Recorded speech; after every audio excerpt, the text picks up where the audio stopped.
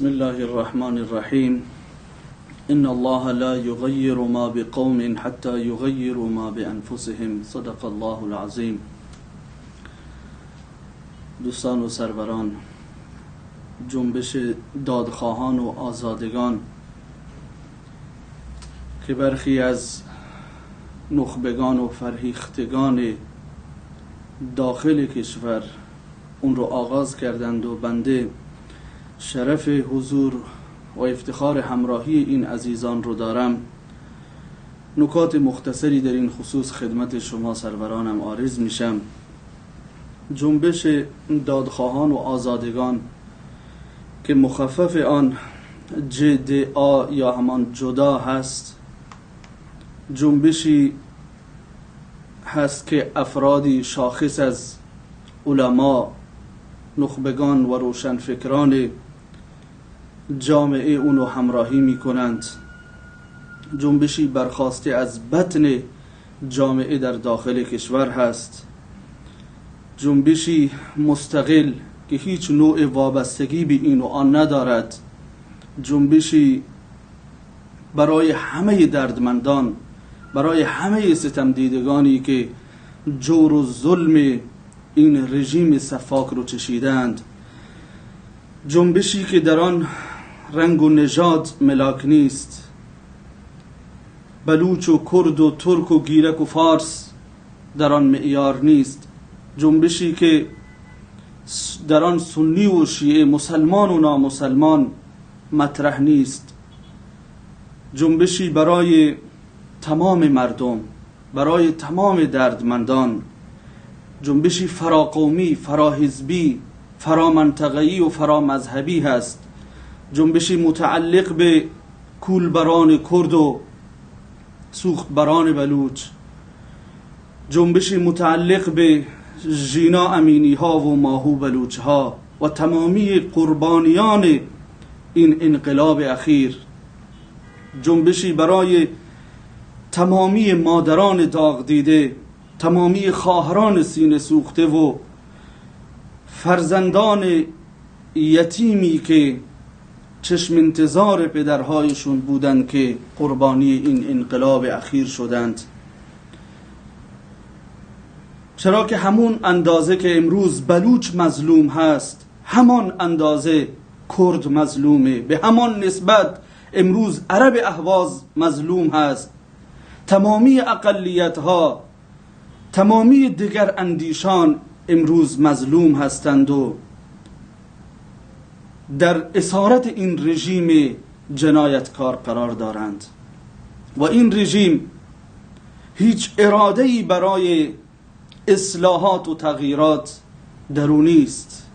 این آخوندهای صفوی با اون مغزهای پوسیده و کهنه و اون وعده‌های ترشیده که ایرانی رو به اسارت خودشون در آوردند و بر گرده مردم سوارند و همچون افعی و اژدهایی بر ذخایر معدنی و منابع ملت و سرمایه های این مملکت لم داده اند، اینا هرگز اراده‌ای برای تغییرات و اصلاحات ندارند، اراده‌ای هم برای کنار رفتن ندارند، مگر اینکه با اراده مردم اینها کنار زده شوند که می شوند به اذن الله.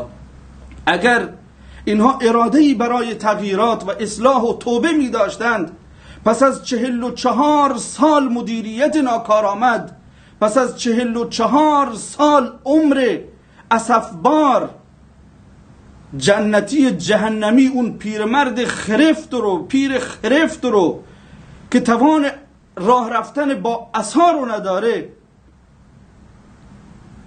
کسی که صلاحیت فکر کردن جای خود، صلاحیت حرف زدن رو نداره، او رو نمی گرفتند و بر صندلی نمی نشاندند و مسئول تایید و صلاحیت، تایید و رد صلاحیت نخبگان و عقلای قوم قرار نمی دادند.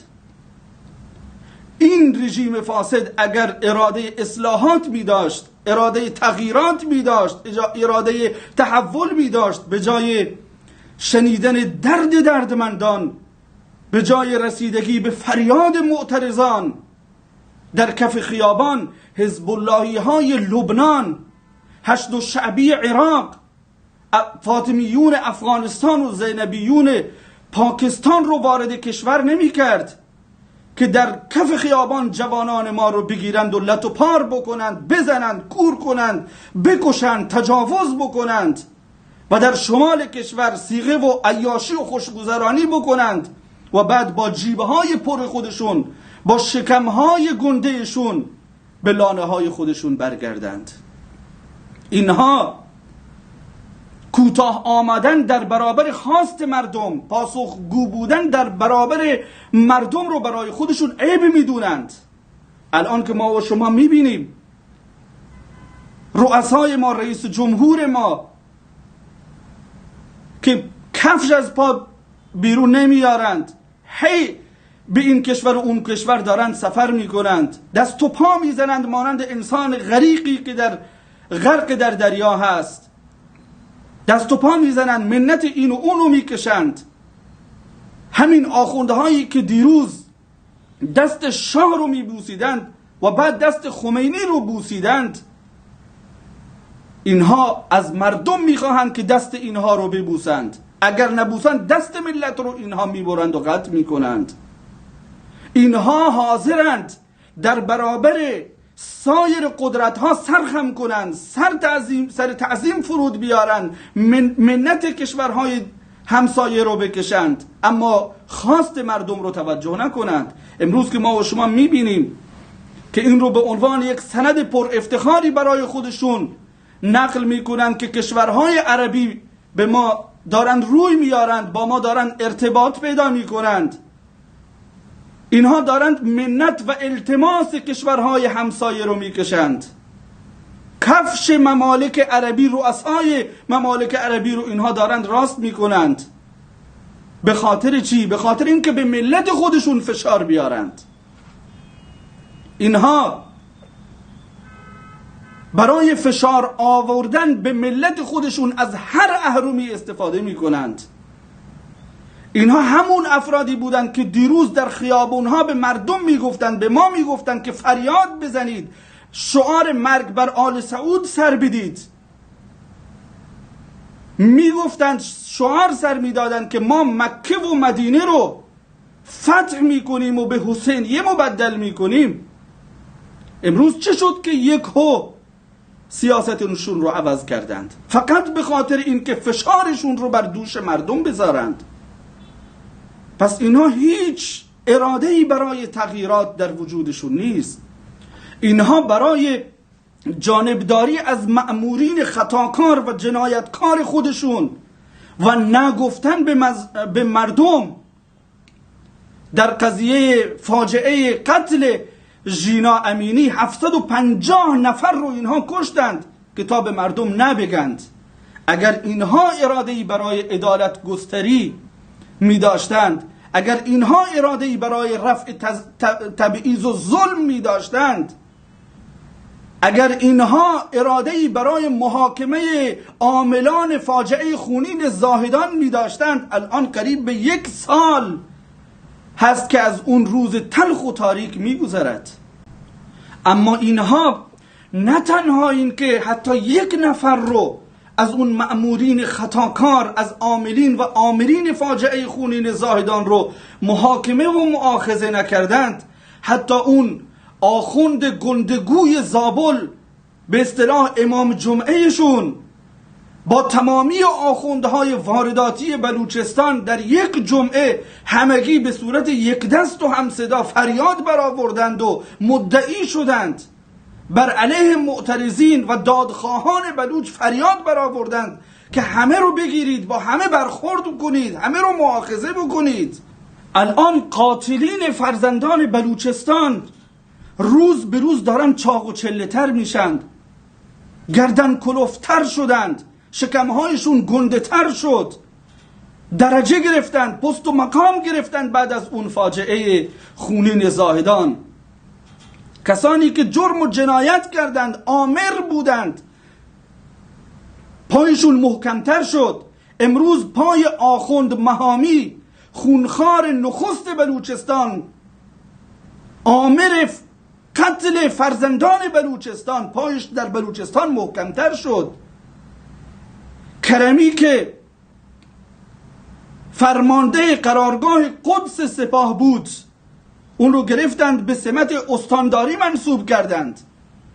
شریفی بیشرف که یکی از جلادان و شکنجهگران اداره اطلاعات بود اون رو گرفتند به سمت معاونت سیاسی استانداری تبدیل کردند. همین شریفی بیشرف در سالهای پایانی دهه 80 و سالهای ابتدایی دهه 90 یک مثلث شوم، یک قصابخانه در بلوچستان راه انداخته بودند که در اداره اطلاعات همین شریفی با شخصی متعصب از زابل به نام مهندس عابدینی و از دادستان مرضیه و میرشاهی و از قوه قضاییه در قسمت شعبه دادگاه یک انقلاب شخصی به نام ماهگولی بود که اینها یک مثلث شومی رو تشکیل داده بودند. دادستانی حکم صادر می کرد، حکم شکنجه می داد با میرشاهی و این شریفی و مهندس عابدینی می اومدند فرزندان ما رو شکنجه می کردند، از اونها به زور اعتراف می گرفتند و تحویل ماهگولی می دادند و ماهگولی حکم صادر می کرد. برید بررسی بکنید خبرگزاری های کانال های خبرگزاری بلوچستان رو، برید دنبال بکنید که چه بسیار از جوانان ما رو اینها مفت و بیگناه به جوخه دار بردند و اعدام کردند. پس این رژیم ثابت کرده که در این رژیم هر مأموری که جنایتکارتر، هر آخوندی که دروغگوتر و هر مسئولی که اختلاسگرتر باشه بیشتر پست و مقام میگیره، بیشتر جایگاهی در این سیستم داره. عزیزان، هدف ما از تأسیس این جنبش، هدف ما و دوستان ما که این جنبش رو در درون و برون کشور آغاز کردیم و پیش میبریم این هستش که همان گونه که شما میبینید ادبیات این رژیم، رفتار و عملکرد این رژیم بارها ثابت کرده که چالش ساز هست و چالش زدا نیست. این رژیم ثابت کرده که بحران شکن نیست بلکه بحران آفرین هست. اگر ما فاجعه خونین زاهدان رو بیاییم بررسی بکنیم، این فاجعه نه اولین بوده و نه آخرین خواهد بود.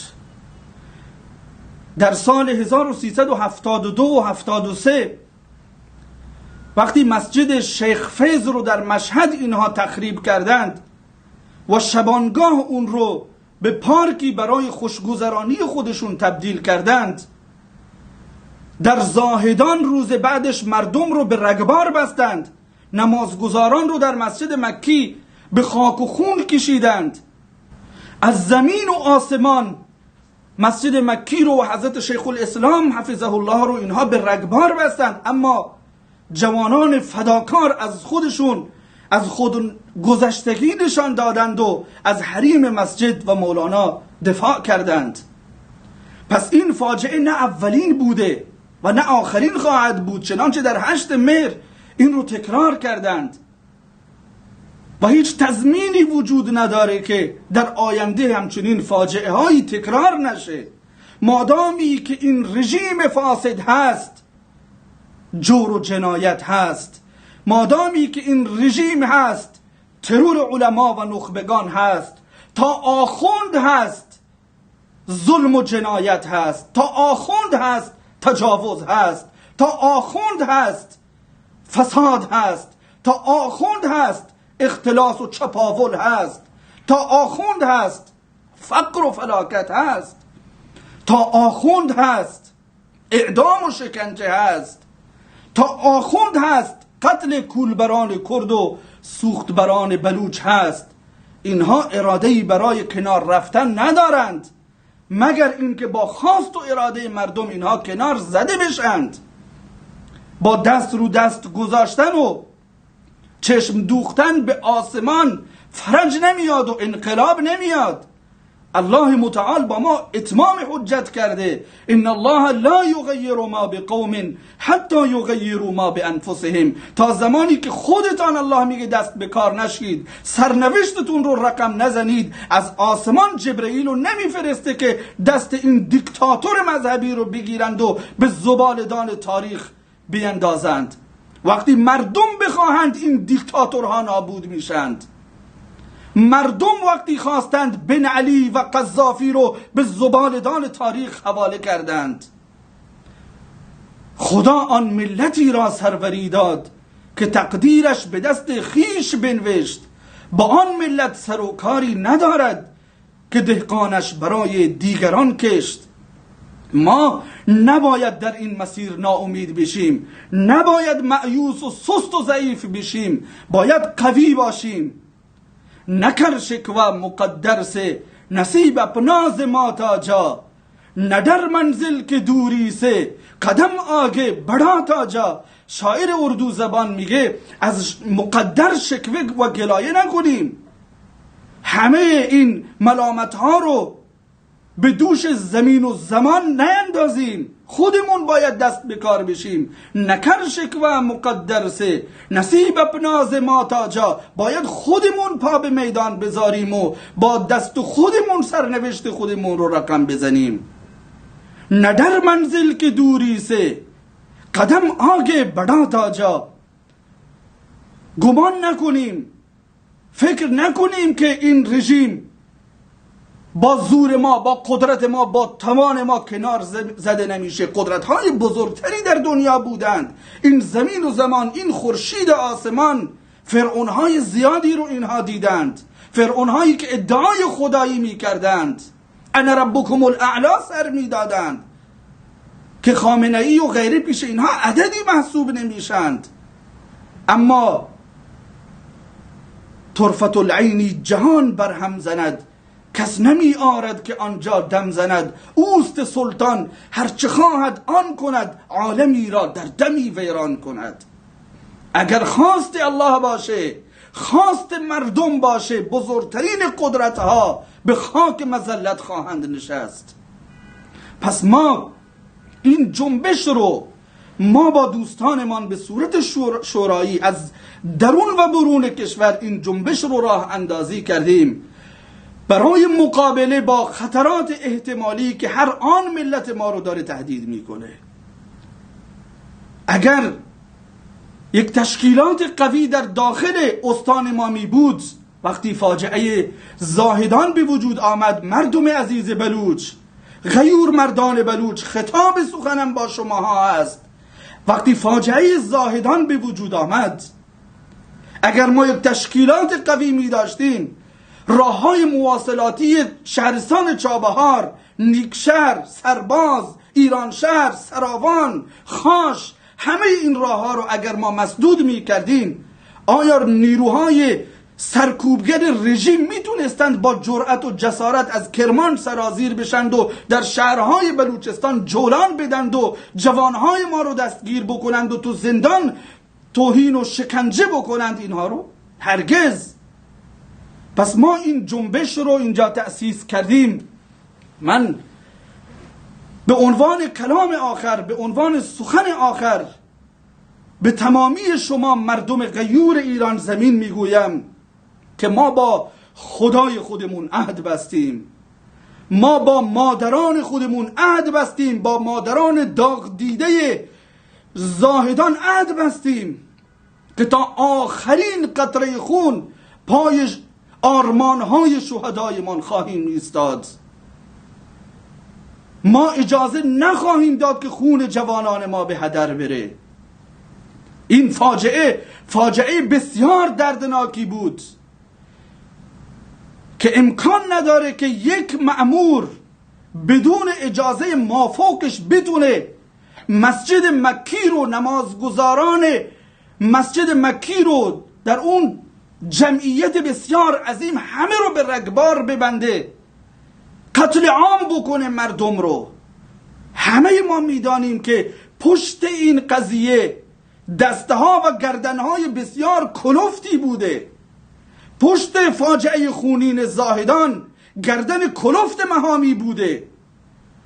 پشت قضیه زاهدان گردنهای کلفت رؤسای سپاه بوده، رؤسای اداره اطلاعات بوده. ما تا آخرین قطره خونمون پای آرمانهای شهدایمون ایستاده ایم. شهدایی که جون دادند، خون دادند برای آزادی، خون دادند برای نفس کشیدن، برای زندگی کردن، برای یک زندگی شرافتمندانه. ما تا آخرین رمق حیاتمان این مسیر رو ادامه خواهیم داد و از پای نخواهیم نشست مادامی که خون عزیزانمون رو نگیریم، مادامی که قاتلین فرزندانمان پای میز محاکمه کشانده نشوند. من از تمامی جوانان عزیزم، زنان و مردان، پیران، نوجوانان، نخبگان، دانشگاهیان، دانشجویان، سرداران، متنفذین، علما، طلاب، همه افراد و تک تک فرزندان بلوچستان، تک تک مردم مظلوم ایران زمین میخواهم که در این جنبش یاریگر ما باشید. ما رو در این مسیر یاری بکنید که با هم بتوانیم در مقابل این رژیم سفاک بایستیم. این شعار ما هست که من نمیتوانم، ما میتوانیم. ما با اتحاد و انسجام، ما با هم در کنار هم میتوانیم این قاتلین رو به پای میز محاکمه بکشانیم. ما با هم میتوانیم این رژیم سفاک رو به چالش بکشانیم. جنبش جدا جنبشی است که بر پایه دادخواهی و آزادی تأسیس شده. دادخواهان ما تا مجازات سران جنایتکار، تا محاکمه سران جنایتکار و آزادگان این جنبش، تا سرنگونی این رژیم مبارزاتشون رو با قدرت ادامه خواهند داد. من از غیور مردانم میخواهم که این جنبش رو یاری بکنند. یکی از سربازان این جنبش قرار بگیرید. نیرو و توان و استعدادهای خودتون رو در اختیار این جنبش قرار بدید که ما در کنار هم بتوانیم در مقابل این خون آشامان بایستیم، به امید روزهای خوب برای مردمانی خوب. و السلام علیکم و رحمت الله.